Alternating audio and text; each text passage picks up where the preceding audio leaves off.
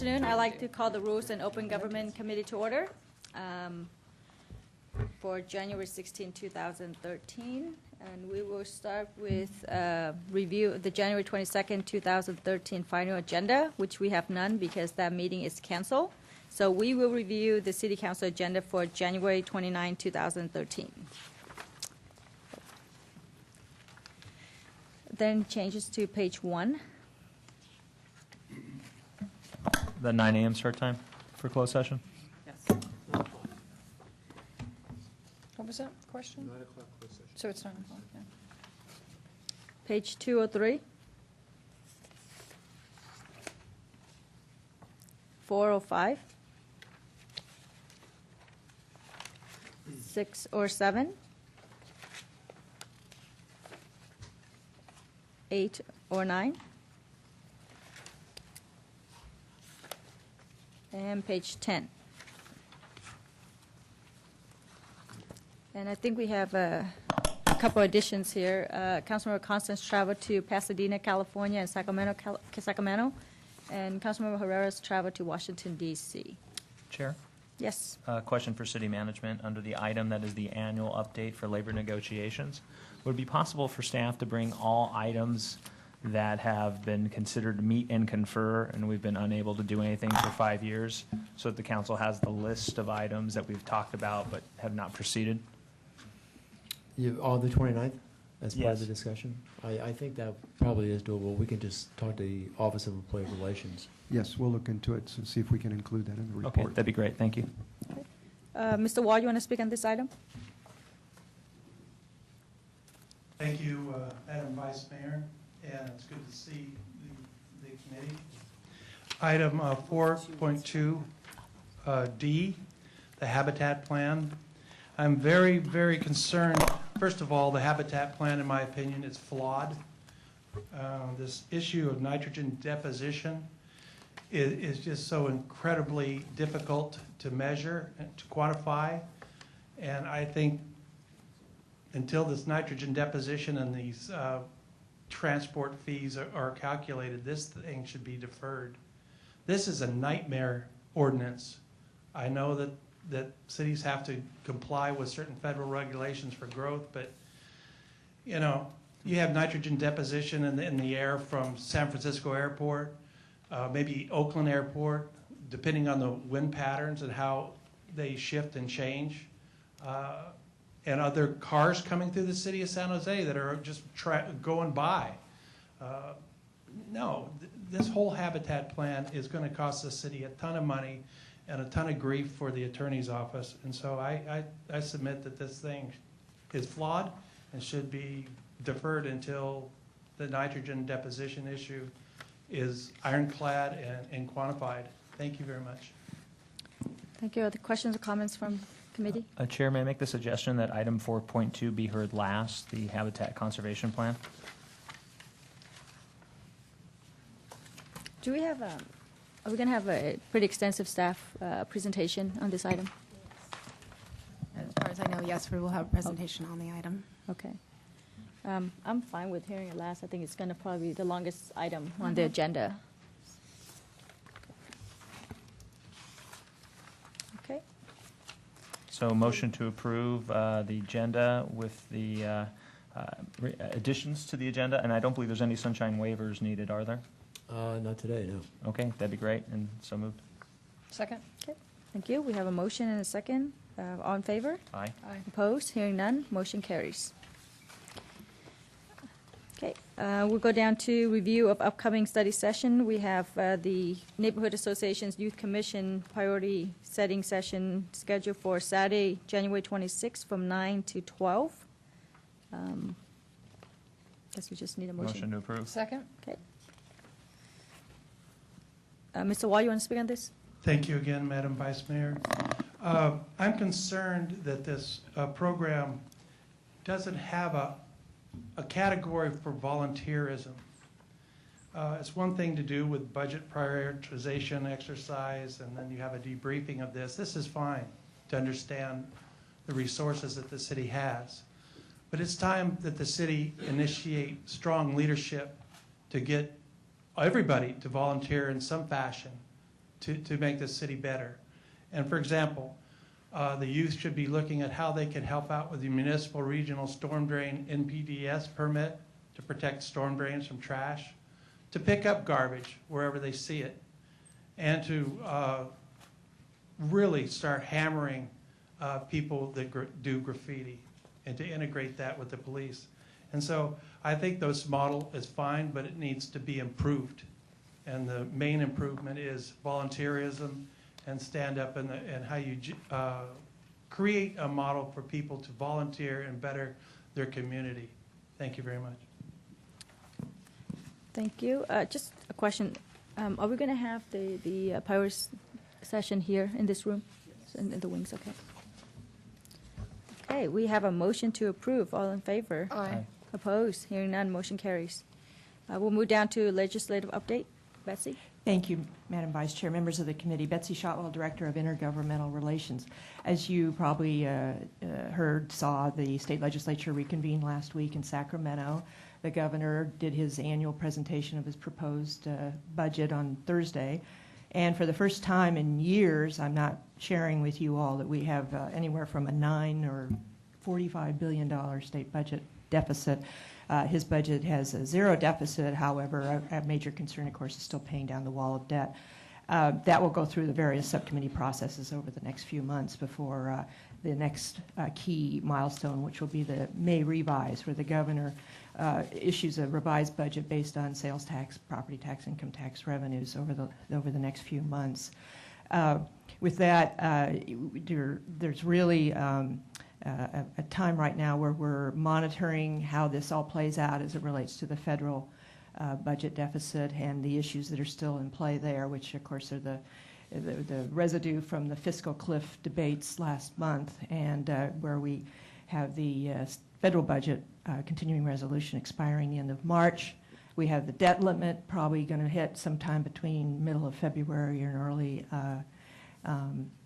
March, and then the whole sequestration, I have a hard time saying that word, with the proposed budget cuts in defense and domestic programs. So that said, the LAO, the Alleged Analysts report that came out, cautioned folks and the legislature to not be overly optimistic and want to spend, and instead wait and see how this all plays out with regards to the other issues in the federal health care mandate and the payments there. So with that, I'd be happy to answer any questions. Thank you, Betsy. Yeah. Could you focus your comments on how the state budget and its effect on local funding to cities, i.e. the state many times provides funding for road paving or police?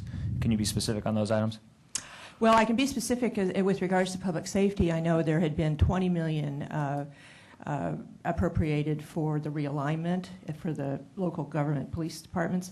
That now has been bumped up to anywhere from 24 to about 27. I'm seeing. And that's statewide? That's statewide, okay. Though, yes. So there you go. So that's the realignment piece for police departments. For transportation, the governor noted in the budget that there is a deficit. They don't have enough money to cover it. He's proposing a 5-year infrastructure commission that would lay out a lot of the needs and then the responses of how to pay that down. And of course, one of the big issues and debates this year will be the issue of reducing the 2/3 vote requirement on bond measures for infrastructure to 55%. And there's already legislation that's been introduced and starting to get some play. And with the supermajority now in the legislature of the 2/3, it could put it on the November 2014 ballot without the governor's signature. This is very much in play and will be a big issue being discussed this year and next as well. Thank you. Anyone else? Okay. Councilmember Herrera? Yeah, thank you, Betsy. In terms of the upcoming deadlines in the federal level, when is the sequestration deadline? Is that separate from the other two, the debt ceiling? It's separate from the other two in that I can't remember if it's March 1st. I can't remember. There were so many put off, and everyone had a different time frame, but it was March. Let's put it. It was March, but I can't remember if it was March 1st. Before or after the debt ceiling? Yeah. Well, and that's what they're now in the caucusing over playing one off of the other or not, and leveraging all of those in play or taking them separately. Extend the debt ceiling, or rise it up and extend it out maybe 2-3 months or 2-3 years or 4 years. That's in play, and they're debating that at the same time with the sequestration cuts And and then you have the federal budget resolution And the expiring. continuing resolution. So, The other thing I heard this morning, I caught briefly some of the comments that were being made by the president in terms of some of the legislation around gun control that he is proposing. And I thought I heard in those comments that there might be some executive order with regard to more resources for policing. And I wondered if you'd heard anything about that and how that would... I will have to find out and provide that to you through Pat and Boggs, that information. I don't know, because the whole issue of the whole executive orders was also being discussed as how that gets implemented. So, but that's a very good question. He specifically called out more police resources. Okay. And at first I thought it was just going to be around school safety, but he made more general statements, so it'd be interesting to see what actually comes out of that. Let me check and find out for you. Anyone else? Okay. Thank you very much, Bessie. Thank you. Okay, we'll move down to meeting schedules. I don't think we have anything scheduled for now. Yeah. And the next item would be the public record. We have a lot of speakers here today. So I'm just going to call your name, and you have 2 minutes to address the committee. Richard McCoy.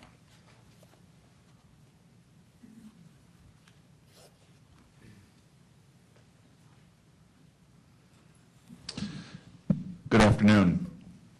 On behalf of the Senior Citizens Commission, I'm advising you that the following motion was passed at our December 12th meeting. Senior Commissioners to write a letter to the Mayor and Council on adding the senior demographics to the DOT plan for community education and consider other improvements such as the placement of signs in the downtown area to include that pedestrians on the sidewalk have the right of way. This issue was studied by our Health and Safety Subcommittee and brought forward to the full Commission. There is an urgent need, particularly in the downtown area, for the city to take action to protect senior pedestrians. Reckless bicyclists driving on the sidewalk by adults has resulted in serious hits. In fact, our own commissioner was hit by a bicyclist and reported to the city police and is still waiting for a return call. While they appreciate the Department of Defense outreach to the community to save the children on bicycles, the program is woefully lacking in the similar outreach to senior pedestrians. The material they brought to our meeting, as well as the focus on almost entirely on children, telling seniors to call the police and wait for an answer. We ask that the council take action to ensure senior pedestrian safety in the downtown area of San Jose. Thank you. Thank you. Nancy Williamson.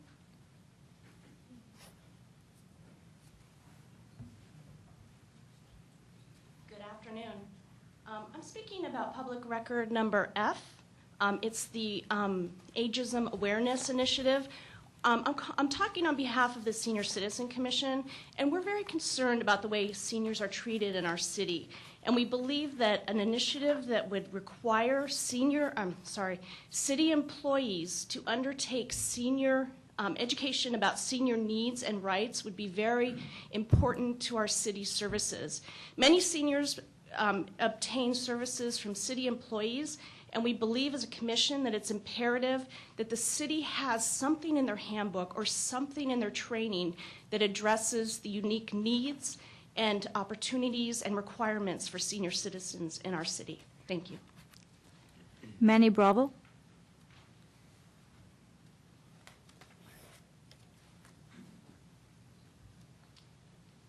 Good afternoon. I'm Manny Bravo, Operations Manager for Second Harvest Food Bank. I'm here on behalf of the Senior Citizens Commission in support of the provision for short-term parking. Every week, Second Harvest Food Bank driver has to cross 2 streets just to deliver highly nutritious produce to our low-income neighbors of City Hall, Senior Citizen Center, John the 23rd, which is a feet away from us. And each week I have to worry about having, for the safety of the driver, bringing down the food and making sure it gets into these over 300 senior citizens that we're delivering each week of highly nutritious produce. So I ask on behalf of the Second Harvest and the Senior Commission, please take this into consideration. Lori Mattis.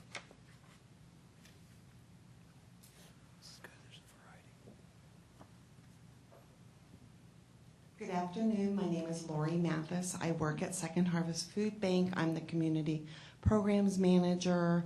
I manage the weekly food distribution program for low-income seniors in Santa Clara County. I'm here to ask you to allow safe, short-term delivery parking for the Second Harvest Food Bank truck to deliver food to the John the 23rd brown bag recipients. There's approximately 300 recipients that get food from the food bank each week. The truck driver is faced with a dangerous situation, having to cross two very busy streets, and this would help provide the driver a safe way to deliver the food. This is the only senior center where we have challenges in parking our trucks to deliver this food, the weekly food that these low-income seniors need every week. Thank you very much. Thank you. Joyce Raborn. They serve a lot of things today.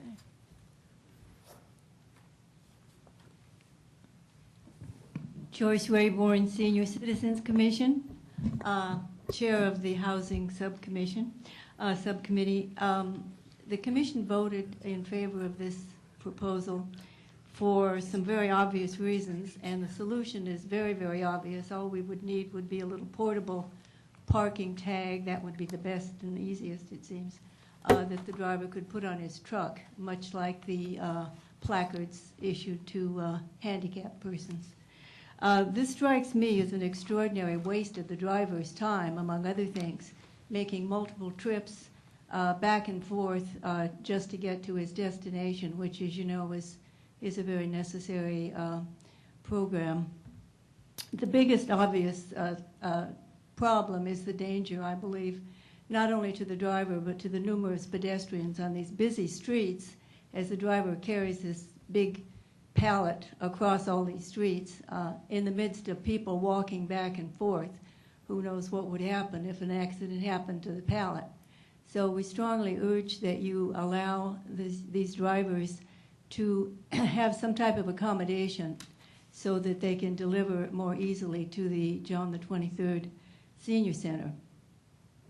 There is a place where they could park. It's now a red zone. All he needs is a placard or whatever you might suggest. Thank you. Thank you. David Wall. Thank you, Madam Vice Mayor. Item A. First, I'd like to give accolade and praise to Councilmember Oliverio for his passion with rocket ship schools. I don't like rocket ship schools per se because I believe they're a threat to the funding for public schools. I also think even though initial reports say these are good institutions, they don't really follow up with supervised homework sessions, and we see kids playing, for example, computer games. Item B, first of all, on item A, I'd like to thank the parents of Councilmember Oliverio for they are true immigrant stories that prove that the American dream can come true. And they're very good people. I've met them. It's very nice. Item B, the gun issue. It's good to see and have people comment on gun issues. I'm very pro NRA. I think we have to look at putting mentally ill people away. But this ordinance is a little bit flawed in the sense it's burdensome and oppressive to the police department with reference to funding for this issue. Item C, about San Jose's flagship vagrant encampment between the West Taylor Street and West Headings Street needs to be looked at. These are becoming fortifications. They've got guard dogs and all sorts of other nefarious activities. Item D, I'd like to give praise and recognition to the chair of the Senior Citizens Commission, Marjorie OConnor, about the issue about these bicycles on the sidewalks. I put out safety cones. I have my chair to pull weeds and prune my roses. And people on bicycles use these safety cones like a mogul, and I almost get hit. So, and with the addition of Councilmember Liccardo's great stride for bicycle lanes, it's time to get these bicycles off the sidewalks and into these bicycle lanes. Thank you very much. Thank you. Timothy Cook.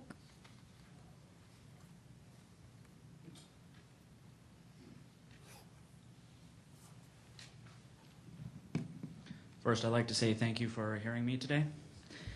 I am speaking on item B regarding the gun control issue. The entire ordinance proposal is flawed in that California state reserves the right to set firearm regulations. So this would violate the state preemption. Cities therefore cannot restrict firearms more than the state, as they do not have the authority nor the money to defend losing cases. In reference,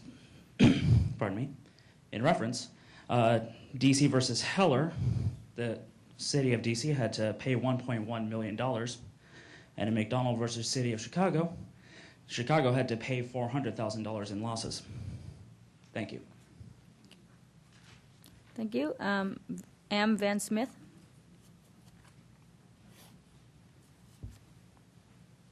Thank you. My name is M. Van Smith.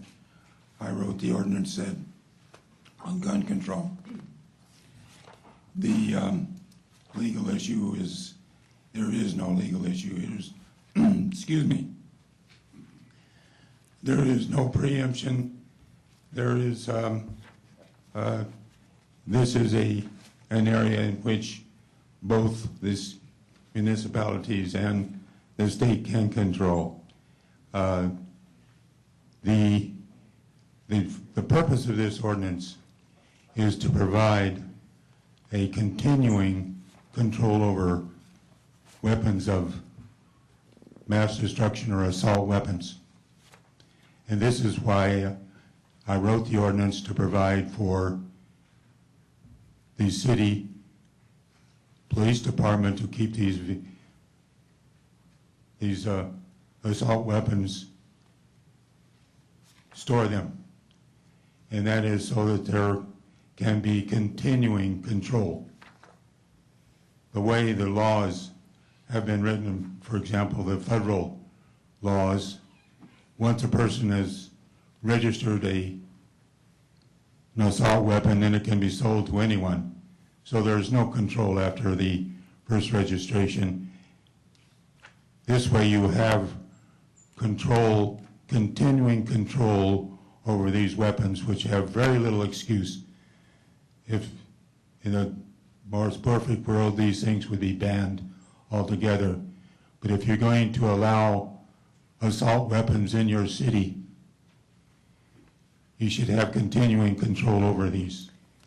And I believe that this ordinance is a valid ordinance, and it's one where we can provide against the horrors that we've seen. People... I'm sorry, sir, but your time is up. All right, thank you. Thank you. Nicole Stoller.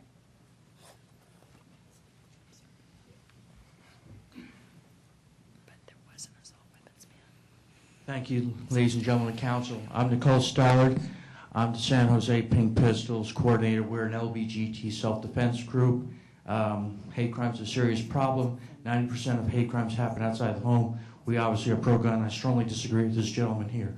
I'd like to make a couple of points. Yes, we have state preemption. State preemption was passed so that way we'd have consistency of laws all the way through California. Whether or not you have what your position on firearms is, certainly it's reasonable that we have consistency in the laws that we travel across the thing, across the state. Now, Heller decision basically says we have a right to own common firearms. And common firearms are defined as rifles, shotguns, and handguns, specifically handguns, are constitutionally protected.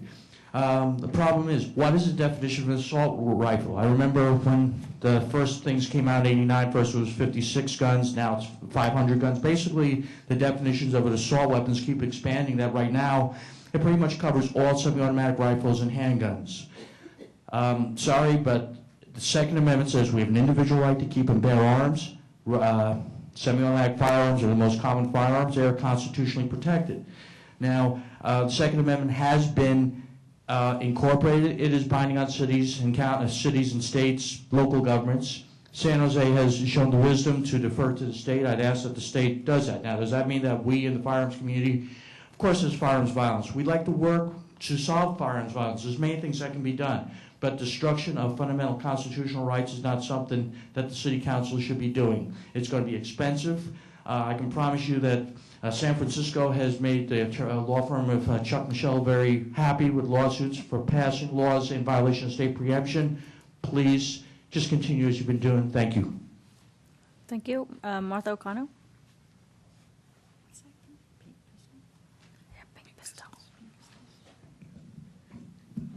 Martha O'Connell, Chair of the Senior Commission. Please don't just note and file these, guys. If there's something you can pull out, please do it. I'm speaking to the letter on housing. I won't repeat the whole letter. Basically, the position of the Senior Citizens Commission is that housing is extremely critical. One of our subcommittees is, in fact, Housing and Human Services. And I draw your attention to the fact that elderly renters, and elderly is defined as 62 plus, 60.2% of them have a housing problem. Quality, cost, or crowding. And elderly owners, 30.8% of them have a housing problem. And I'd just like to say that a council member that I really, really respect asked me a question a few weeks ago that kind of threw me for a loop, because we were talking about rent control. And this council person said, well, how did these people get in the situation where they need rent control in the first place? And as I say, I really respect this person. And I ask that when you're talking about that issue, you look at this graph, which shows you that 46% of the workforce is making $19,000 to $55,000. It's not their fault. They're the support economy for the rest of the economy. So when somebody says, how did you get in that position? Well, I worked for the state for 23 years, and I'm retired, and I don't get that much of an income. So this is why seniors need affordable housing in the city, because a lot of them made up 46% of that particular economy. So please keep affordable housing in San Jose for seniors. Thank you. Thank you. Councilmember Herrera? Thank you, everyone, for on all the issues. I want to address Martha McConnell. So I would like to. There's several items that come under the Senior Citizens Commission, several different items, and I would like to suggest that we refer these to staff to look into them. There's just too much of a breadth of items here to take on individually. But I also think that this might be right for a study session in terms of some of these issues, so I'd also like to suggest that. But I think there's been, appreciate you guys also bringing solutions to the problems you're presenting. I think you offered up some solutions too. So I think it's a very important issue. As we have all noted, the increase of our senior population is one of the two fastest growing populations in the city going forward. That and some of the younger folks, we have sort of the bookend generations, and we need to really look into how our city is going to meet the needs of seniors, and appreciate your voices coming today to share your concerns with us. So do I need to make a motion on that, or is that? No, I don't think you need to make a motion, but I wanted to address the study session item. I think on February 11th, we're going to have the council senior staff, and at the last Rules Committee meeting, we were talking about if council member wants to bring a specific topic. Bring it down. Yeah, you can bring it to Great. the February 11th. Great. I mainly wanted to have the folks that have come here know that I do want to take some action on these things. So. It'd probably be good to do a motion to refer to staff so there is direction from the committee. Okay, so I'd like to make a motion to refer these items, all of the collective items that were brought forward by various members of the Senior Commission to staff. Chair or Councilmember Herrera, I just want to understand something as simple though as the proposed idea of a placard to park for providing food to the seniors, though. That it sounds like a great idea, but I don't know that we wanted to take action on that today. I mean, I'm assuming that. No, I'm assuming that staff. could, definitely. I mean, obviously, one way to get light to an issue to speak at a public forum, whether it be at a council meeting or council committee meeting. And so I think staff has heard that. I just wanted to make sure, when we're talking about study sessions, which items were you talking about? The issues that have been brought forward about pedestrians and bicyclists existing, the housing issue that Martha McConnell brought up, I think some would be very relevant in a study session, and I think the issues that are brought forward with simple solutions, we can implement the simple solutions. But I would prefer to refer to staff than try to sit up here and come up with all the solutions on the spot. Fair enough. Second. Okay. We have a motion and a second to refer to staff some of the items that are being presented by the members of the public. All those in favor? Aye. Aye. Opposed? Hearing none, motion carries. Actually, let's talk about time frame. When do you think that you can bring back and report back to the Rules Committee on some of these items? some flexibility on that, Madam Chair. I do know I spoke with Director of Transportation Hans Larson today on the transportation issue. So we're already planning on reaching out to members of the Senior Commission. So I would ask at least a minimum of 30 days. And if we can sort some of these things out before bringing it to rules, if appropriate, then we would try to do that too. Okay, great. Thank you. Good. Anything else? I need a motion. I want to speak on the gun control issue too. I appreciate both speakers, and I think the person from the Pink Pistols, I think I got an email from you because I wrote an article about talking about this, and I think it's really important that we have conversations in the community about this, and we need to hear from gun owners too. I personally, think the Second Amendment is valid, but I also think that we need to do whatever we can to stop the number of people that are being killed by guns in this country. We have more guns than people now, and there are things we can do. The president's proposing some things. The cities are limited in what they can do, but I really would like to know from staff. I would like to know what we can do that's reasonable. Like I said, I think we need to encourage the discussion because if we are going to do anything, it's going to take the community across this country to actually support things moving forward, and I think they need to happen not only in gun safety regulation, but in how we deal with mental illness, how we deal with education, the kinds of video games we're allowing kids to watch. It is a broad-based kind of issue with lots of solutions, but gun regulation is part of it. And so I want to know what we can do and what the city can do and what exists, because I don't think there's a lot of clarity on that. When I addressed this to our chief of police, our outgoing chief of police, he told me that there was not a lot we could do in terms of passing local laws. He suggested we can have gun buyback programs and things like that. A lot of cities have done that. But I'm very interested in what we can do to take action on this. I don't think we can use the Second Amendment as an excuse not to take any action to help bring down the number of killings by guns in this country. 11,000 people die every year from gun deaths. We lose over 30 people a day. So it's not just the horrific things we hear about every once in a while with assault weapons. It's the daily slaughter that's going on. And where is it happening? In our cities. So we do need to address this. I'm proud to say that Mayor Reed is part of the New York mayor's effort. He signed on to that effort to do whatever we can as cities.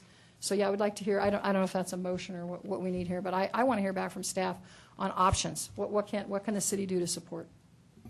Yeah, we could, if the committee desires, we'd take it as a referral and come back with some kind of outline as to your options. I think we all know that much of it is preempted by whether it's federal or state law. Last time San Jose did something, we had a junk gun ban back in 1997, and 2 years later, the state legislature passed a law preempting us on that. So sometimes the cities take the first step, and then the state takes a big step towards what we're trying to accomplish. But we'll get back to you with that information. Yeah, and I am not interested in us getting out on the ledge with some legally risky thing that costs us millions of dollars in legal fees. I think we need to look at practical things, and really I'm just trying to say a message to the people in this room.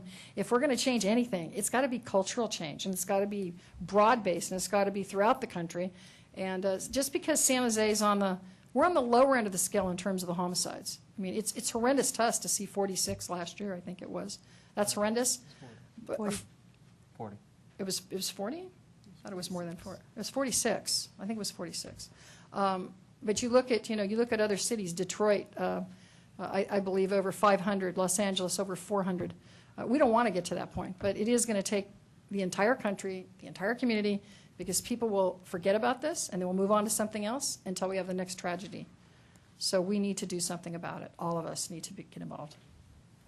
And do we need a motion, or I don't know if I'll get support on that, but I would like to. We just have a discussion. Okay. Sure. Absolutely. I know that's the point of Mayor Reed to stay within the bounds of the city charter and only manage items where we actually have the jurisdiction to do so.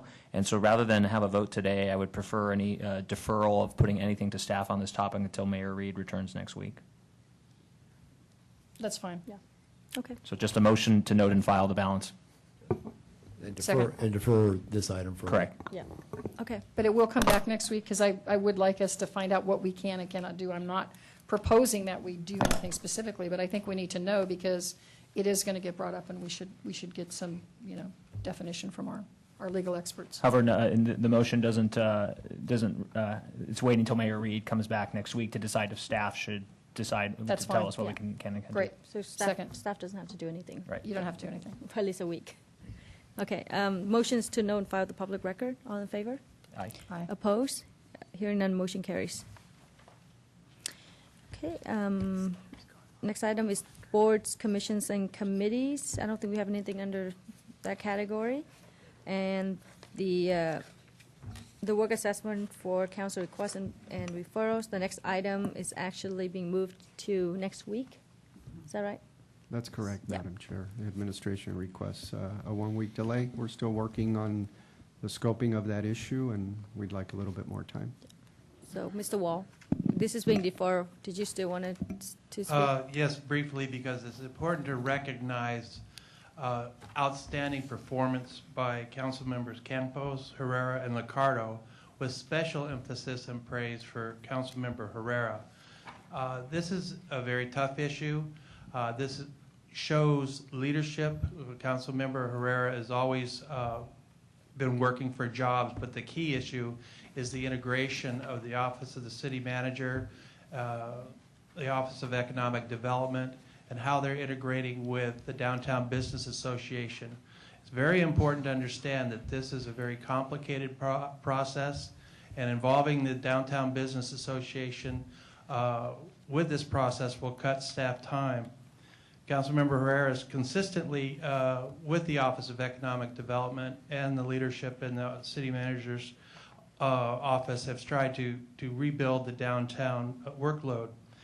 I would also like to give special praise to the Silent Service, the Office of the City Attorney. What bothers me is that the council does not appreciate their efforts to the degree where we need to fund, in other words, raise the salaries of our attorneys, because we're losing our litigators, we're losing a lot of our prime attorneys that deal with all the issues that the city has. And this might require changing the city charter to give them a greater span of control. I would like to also recommend everybody read the memo created by Councilmember Campos, Herrera, and Liccardo, with special emphasis on the problems in the conclusion areas with vagrancy and other lawlessness acts. I would like to again thank Councilmember Herrera and the rest of the council members who created this program, and special thanks to the Office City Manager. But of course, the bigger issue here is that we have to fund our attorneys better. They have to have commensurate salaries so we don't lose them. Thank you, Mr. Wall, but your time's up. Thank you. Okay, so that's been kicked to next week on the 23rd. We'll move down to item G2, renew the city's support for and participate in the national Let's Move campaign. Councilmember Chu, do you have a memo? Do you want to speak on your memo? Very quickly, this is an easy one. Good afternoon, Vice Mayor and my colleagues on the Rules Committee. I'm here to ask for your continued support of National Let's Move campaign. We first adopted the resolution to support the Let's Move campaign in 2011. Since then, the city has partnered with the County Public Health Department and has been awarded $3.6 million through grant funding to address obesity prevention. As part of the city's effort in childhood anti-obesity and health and wellness initiatives, PRNS has received $141,000 in the Recreation and Community Service Division to develop and implement the Youth Nutrition Activity Standard for 2011 to 2012. The grant funding to the city has been extended to June 2013, contingent on the city's commitment to continue our participation and effort in this campaign. The city has already implemented several strategies to fight the obesity challenges, such as increasing our network of trails and parks, providing fitness opportunity in our community center, and promoting safe route to school and many other programs. So we have actually made a big stride toward that direction. And it is also important to point out that the groundwork has already been laid out and that there's no cost to the city for our continued participation to this Let's Move campaign. And if the Rules Committee have any questions, we have PRNS staff, Mark Park, with your hand there, and also Amy Barnesmore there to answer any further questions. So at this time, I respectfully ask the Rules Committee to support the recommendation to continue support the Let's Move campaign. Motion to approve? Actually, I have a couple questions. I wanted to just ask staff, when we approved this resolution in 2011, there's really no sunset date unless, the program no longer exists. The program is still here. Do we really need to renew this resolutions, or it's, we have a resolution? Normally, no. I mean, you have the resolution, but I don't know if the county has taken a position that they want to see a recommitment. So in some respects, it's no harm, no foul if you just renew it, but I don't have an answer to that. Mark may have the answer, Vice Mayor. So if we can let Mark to address the Vice Mayor's question. Why do we need a resolution? Did you hear Vice Mayor's question? Why do we need a resolution? The question is, the City of San Jose is on record as supporting the Let's Move campaign, and that is a continuing resolution. Is there something with the county now that requires that we renew it to show a continuing commitment? So the Let's Move campaign, they pretty much relaunched the campaign. It's the way they describe it is like a version 2.0. And also in the audience we have Sheila James with Health and Human Services, and she could probably give you more info on that question. Okay, Ms. James. Good afternoon. Again, my name is Sheila James, Public Health Advisor for the Region 9 Office of the Regional Health Administrator. The United States Department of Health and Human Services, Office of the Assistant Secretary for Health, implements Let's Move Cities, Towns, and Counties, a national initiative to support elected officials in addressing the policy and environmental factors that impact childhood obesity. I am here to support Council Member Chu's memo to recommend the renewal of the City of San Jose to become a Let's Move City, Town, and County. The City of San Jose has shown visionary leadership in its adoption of policies to improve nutrition and physical activity environments throughout the city. Let's Move Cities, Towns, and Counties is an opportunity to bring national recognition to the work you've done and to reinforce the importance of carrying out these policies that the city is in the process of implementing. As you may know, the City of Mountain View was recognized at the National League of Cities Conference last November in Boston for their outstanding efforts to reduce childhood obesity and their role in Let's Move. Similarly, the County of Santa Clara has made a commitment to become a Let's Move City, Town, County. By renewing your commitment to the 5 goals, the Let's Move City, Towns, and Counties, the City of San Jose will be eligible to receive technical assistance and will be well positioned to leverage resources to sustain these robust policies. Let's Move is a win-win for all of us, and the Regional Health Administrator's Office is enthusiastic that the City Council is considering renewing the city's commitment to the initiative and is eager to support your efforts in every way we can. Please support Councilmember Chu's recommendation to renew the City of San Jose's commitment and participation in Let's Move Cities, Towns, Counties, and join the City of Mountain View and the County of Santa Clara in creating communities across the county in which healthy eating and active living becomes the social norm.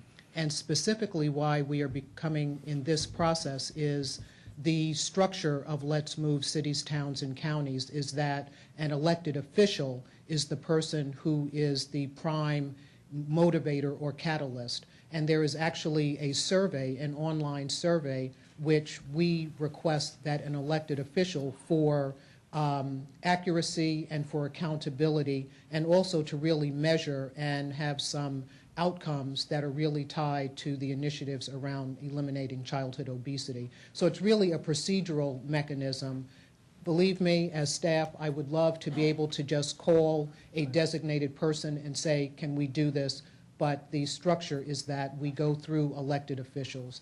And so it requires either a city, in the instance of the counties, a supervisor, and then, of course, once the city council designates a staff person, our staff is more than willing to interact at the operational level to make those things happen and to make sure that the city gets the recognition that it's due on a national level. And we also make sure that the city is in the loop. Okay, Ms. James, I think we get the point now. Thank you. But, you know, everything that you mentioned, though, Yes. that's actually in place right now with the current resolution. My concern is that, you know, the city provides various resolutions for different matters and issues that we support, and I don't like to see, you know, council members coming back every year on an annual basis just wanting to renew. So if we can sort of skip that process and keep everything in place. Yeah, I don't know if it's redundant, and that's, I don't have that answer. I have a question.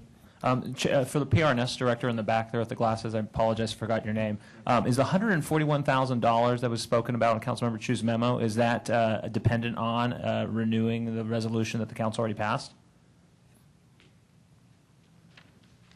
Dan Wax with Parks and Recreation Neighborhood Service. My understanding, please correct me if I'm wrong, that funding is in place, and it was an extension from the previous contract that we had with CPPW. So that money's not forfeited, it's because we already have a current resolution that was spoken today, prior. I mean, is someone saying, I think you answered the question, so thank you. Okay, I can make a suggestion that this would go on as early as the 29th agenda, and we can get an answer to the council by next Wednesday. The rules can meet by next Wednesday, and you can make a decision at that point. Okay, that's fine. What's the motion we need then? Make a clarifying comment that I think will, if I may. I guess my question to you is that do we have to renew this resolution in order to continue to get the services the resources that we need? You're not really renewing a resolution. The initiative was basically redesigned to have this element of elected officials kind of carry it. It doesn't have to be a resolution. If it's just an approval or an agreement, that then the councilman assigns a staff person, whether it's Parks and Rec, and then that person can move forward with the other procedural requirements. You're not really renewing a resolution per se.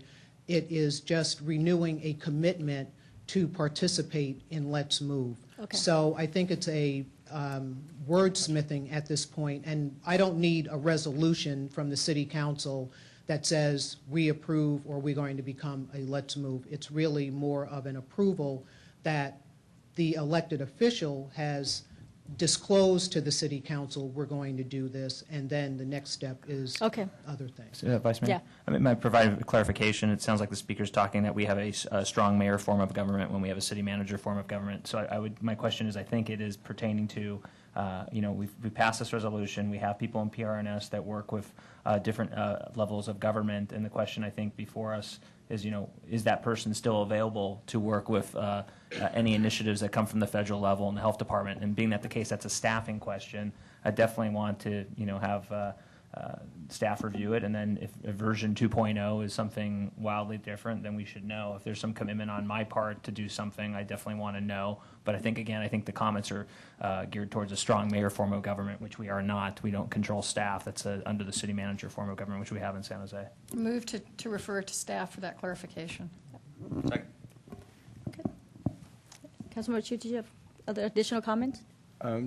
No, I think that's pretty much my understanding. It's not really redundant, not renewing of what has already, being presented to the council and the mayor, but to get started in the phase 2 of this Let's Move campaign. So. Okay. Well, if this motion passes, then staff perhaps can come back and use another, word instead of renew. Something along that line so that we can keep everything intact. But I think we get the gist of this, and we wanted to go with this. Or Vice Mayor, staff may identify that, yes, we do have someone at PRNS that does work on these things as they come up, and that person's in place, and that's what it is. We commit to, to work with federal dollars as they flow down. Yeah. I just want to thank Councilmember Chu for coming forward with this and for supporting it, and for the folks that have come representing Let's Move in our PRNS department. It's a very Thank you very important much. initiative. Is the director from PRNS has anything to add? It's a very important initiative, and we... Again, Dan Wax, Division Manager of Parks, Recreation, Neighborhood Services. The PRNS is in a position to accept responsibility to continue with this campaign. We're very much dedicated to it. We very much have seen some very positive performance measures come out of it in terms of obesity rates and in terms of nutrition and the programming that our young people in the city receive. So we're very much in position to continue in that role. Thank you. Well, hearing that, then do we need to do anything? I mean, it sounds like we already have it in place, and Yeah, I just want to make sure that you don't lose the funding. And, Okay. Okay, I we'll think give you that's 1 week. the- So we'll get back. All right. So we have a motion to defer to staff for a week or so, and then, the item will be brought back to the Rules Committee. All those in favor? Aye. Opposed? Hearing none, motion carries. Thank you very much. Thank you. Review of additions to Council Committee Agendas Work Plan. We have none. Open Government Appeals of Public Records Act request, we have none.